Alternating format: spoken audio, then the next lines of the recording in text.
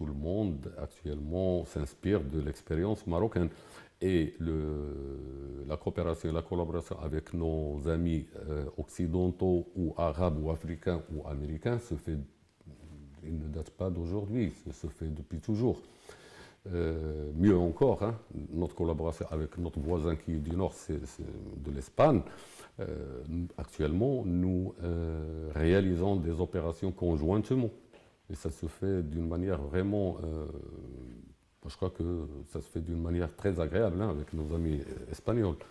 Il y a beaucoup d'exemples dont le rôle du Maroc a permis à plusieurs pays de déjouer des actes terroristes. Ce n'est pas d'aujourd'hui. Depuis Al-Qaïda, nous avons communiqué des renseignements sur les promoteurs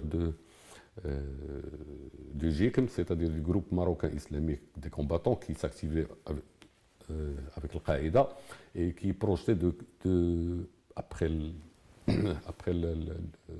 l'assaut des Américains suite aux attentats du 11 septembre, plusieurs djihadis qui s'activaient dans ce groupe ont créé des cellules dormantes dans plusieurs pays occidentaux, y compris l'Espagne, la France, la Belgique.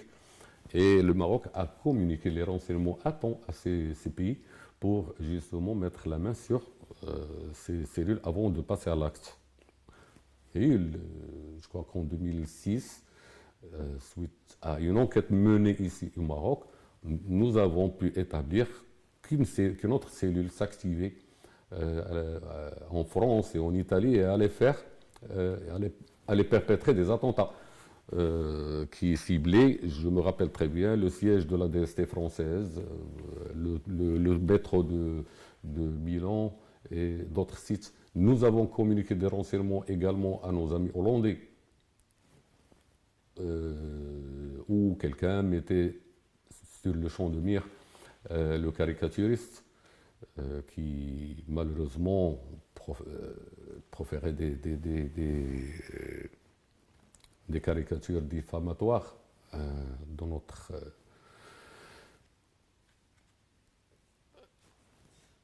prophète Sidna Mohammed.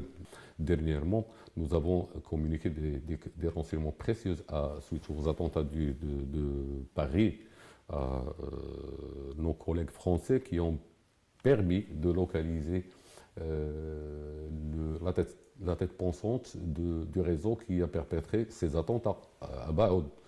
Nous avons communiqué des renseignements à nos amis belges pour justement mettre la main sur d'autres réseaux qui s'activaient, qui sont dédiés à Daesh et qui s'activaient en Belgique.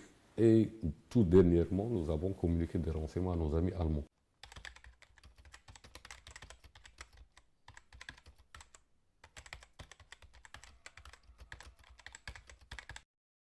Avec nos amis espagnols, on travaille conjointement.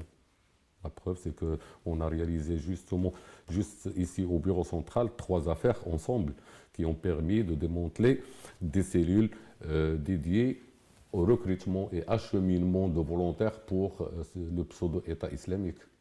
Nous ne faisons pas de différence entre la Guardia civile et la police nationale. Quand on demande notre assistance, vous êtes là. On est là. Les Espagnols, ils sont privilégiés là, hein, parce que je sais très bien qu'il y a des officiers de liaison espagnols qui sont en action, qui sont en activité ici au Maroc. D'accord. Il y a des officiers de liaison espagnols, parce que et le Maroc, et vice versa. Le Maroc lui aussi, il a ses officiers de liaison qui sont en activité en Espagne. Donc l'échange se fait d'une manière rapide parce que il y a cette composante de l'officier de liaison qui facilite la communication la communication de renseignement, bien sûr. Et je sais très bien qu'en matière de renseignement, il y a une forte collaboration et plus étroite entre les services de renseignement marocains et ceux de l'Espagne. Ça, je peux le confirmer. Hein.